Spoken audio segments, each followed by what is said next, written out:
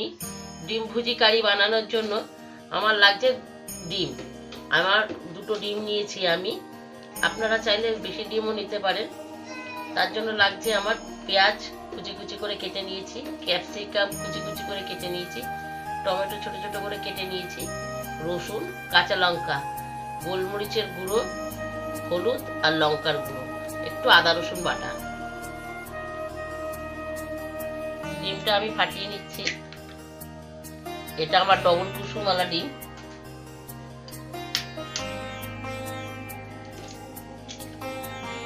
এটা একটাই কুসুম।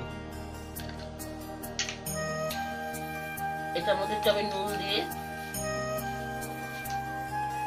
আমি একটু অল্প নুন দিয়ে ফেটিয়ে নিচ্ছি, কারণ গ্রেভিটাতে আমার নুন পড়বে।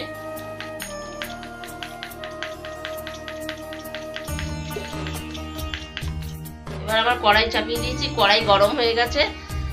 আমি সর্ষের তেল দিয়ে করবো। প্রথমে আমি ডিমটাকে ভেজে নেব। চাইলে আপনারা বাটারেও ভাজতে পারেন বা সাদা তেলেও করতে পারেন। ডিমটা ভাজার জন্য আমি একটু অল্প তেল দিলাম। তেল আমার গরম হয়ে গেছে, আমি ডিমটা ভালো করে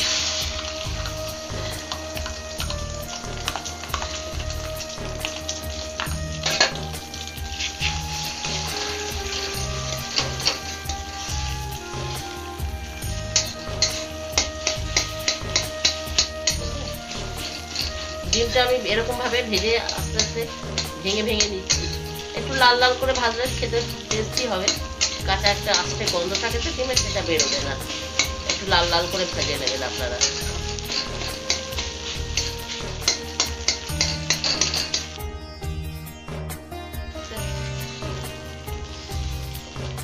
এই দেখুন আমার ভাজা হয়ে গেছে। এবার আমি ভাজাটা তুলে নেব।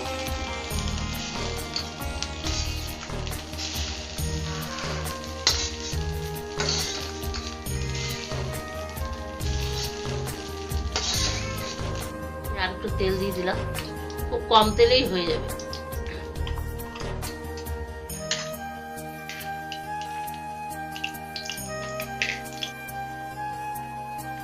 দেখুন আমি একটু এলাচ আর দারচিনি, একটু গোটা গরম মশলা তেলের মধ্যে দিয়ে দিচ্ছি।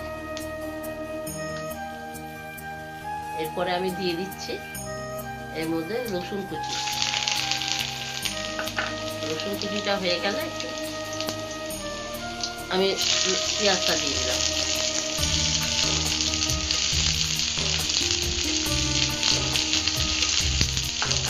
পেঁয়াজটা একটু নাড়াচাড়া করে নিয়ে, পেঁয়াজটা একটু আমার লাল লাল হলে এর মধ্যে আমি ক্যাপসিকামটা দিয়ে দেবো। আমি এর মধ্যে একটু নুন দিয়ে দিচ্ছি, তাড়াতাড়ি আমার যাতে নরম হয়ে যাবে পেঁয়াজটা। আমার লাল লাল ভাজা হয়ে গেছে। এবার আমি এর মধ্যে ক্যাপসিকাম দিয়ে দিলাম আর টমেটোটাও দিয়ে দিলাম, কাঁচা লঙ্কা কুচিটাও দিয়ে দেবো। এটা একটু নাড়াচাড়া করব। এর মধ্যে আমি এবার একটু এক চামচ মতো আদা রসুন বাটা দিলাম। এর মধ্যে লঙ্কার গুঁড়ো, গোলমরিচের গুঁড়ো, হলুদ গুঁড়ো, এগুলো আমি সবটাই দিয়ে দেবো এর মধ্যে। এবার একটু নাড়াচাড়া করব।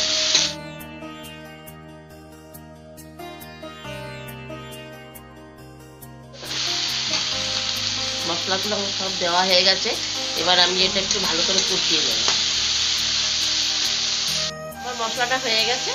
এবার গ্রেভি করার জন্য আমি একটুখানি অল্প জল দেবো। যে যেমন গ্রেভি খাবেন সে সেরকম জল দেবেন।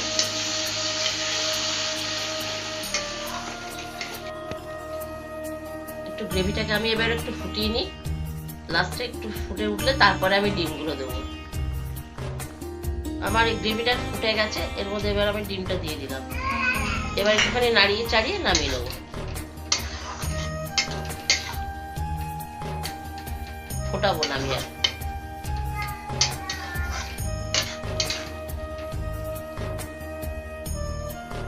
আমার ডিমের ভুজিয়া কারি রেডি। এবার আমি একটু ধনেপাতা কুচি করে ছড়িয়ে দিলাম। এটা আমরা রুটির সাথে পরিবেশন করে নিলাম, রুটির সাথে খাবো বলে। এবার আপনারা চাইলে পরোটার সাথেও খেতে পারবেন, একবার ট্রাই করে দেখবেন, ভালো লাগবে। ভিডিওটি ভালো লাগলে লাইক, শেয়ার এবং সাবস্ক্রাইব করে দেবেন। ধন্যবাদ।